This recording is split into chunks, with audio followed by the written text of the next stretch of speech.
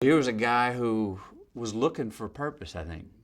And then, and what happened, I think, in getting HIV, that's what gave him the direct purpose. That gave him something for the first time to finish, you know, to not get to the end of something and abandon it, whether it be an invention or in a relationship or something. He got HIV, and that was his one clean purpose that trumped everything else in his life, to say, I'm going to do what I can to survive as long as I can.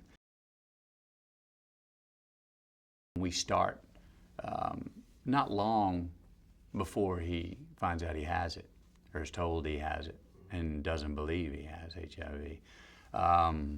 And then Jean-Marc and I were just, you know, he had some wonderful ideas. Again, he really tapped into the anarchy of the guy. You know, this was not a guy. The violin strings are not out in this story, especially in the first two acts. You know, this guy was wild. Like I said, he wanted the money. He was dealing drugs, man. That's what he was doing. He just happened to be dealing something that was helping people live longer that had HIV.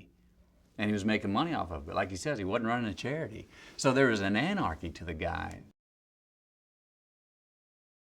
There was this really intriguing relationship between he and this transsexual Rayon. You know, and they're not roommates, but they collude, they come together. And that, if anything, was the love story as far as relationship-wise, their partnership, the way they work together. They're the odd couple. I didn't really get to know Jared. I met who was playing Rayon, and I really appreciated how grounded he made the work, because this role is something that anyone could have caricaturized or overdone or tried to do too much with. And he kept it very human and grounded, and it was very easy to listen to, and he listened well. And so we were meeting each other. I met him as Rayon, so every day when I go to work and work with him, I was working with Rayon.